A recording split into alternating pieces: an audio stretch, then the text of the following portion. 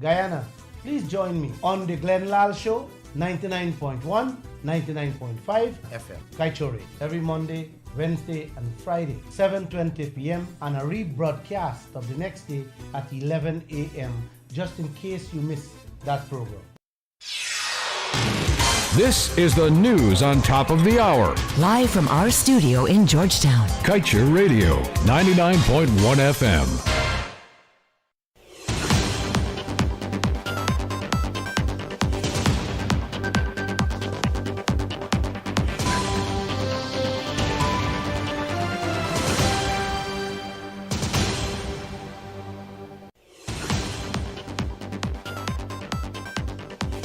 Good evening. Welcome to this evening's newscast on Kaieteur Radio. I'm Kevin Smith. Without further ado, let's get to the news in detail.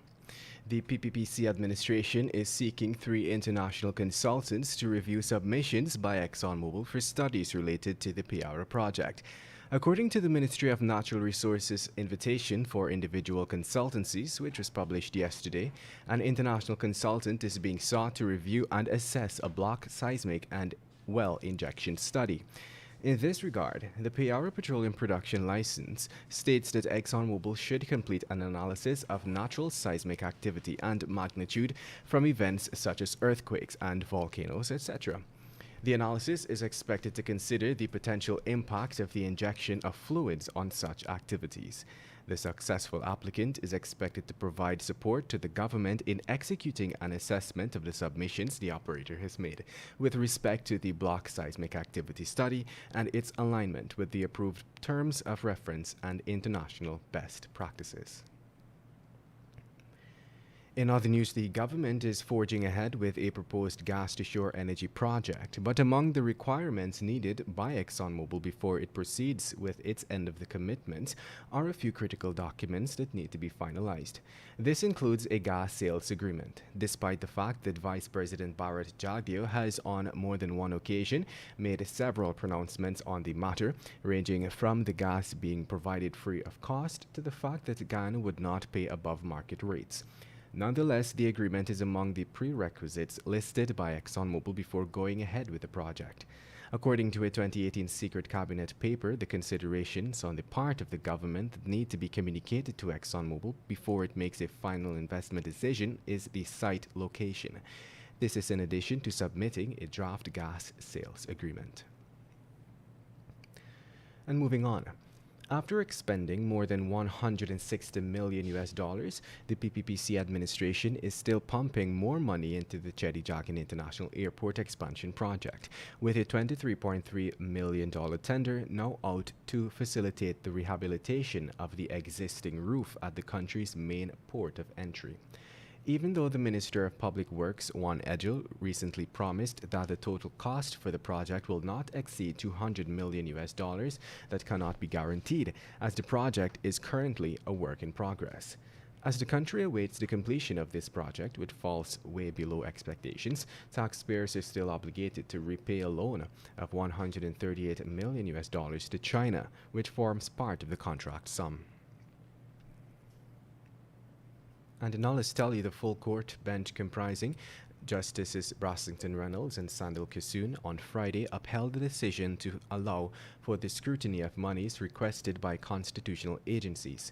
In upholding the decision, the court dismissed a notice of appeal and notice of application filed for a number of conservatory orders.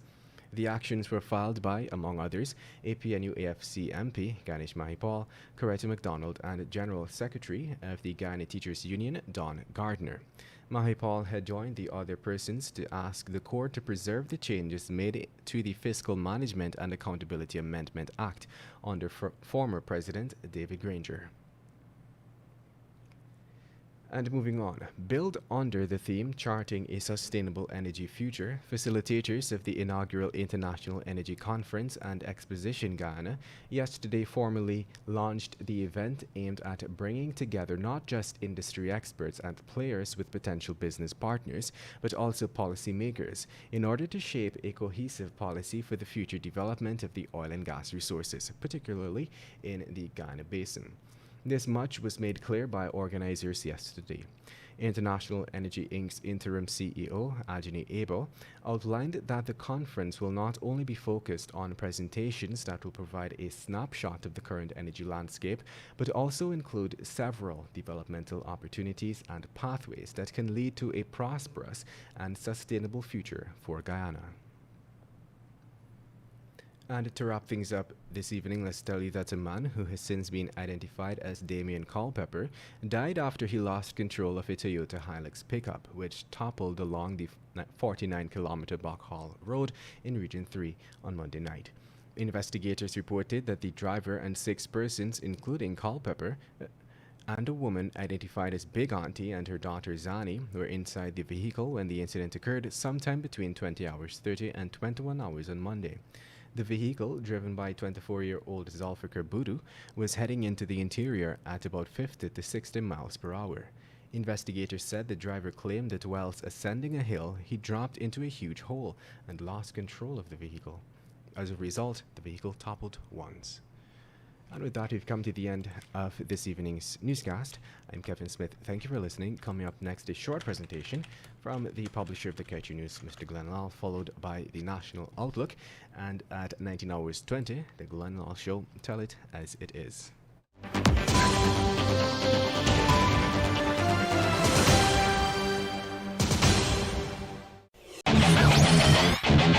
Want value for your advertising dollar? Then place your ads on Kaieteur Radio's newscasts. Streamed live on 6 different mediums, reaching hundreds of thousands.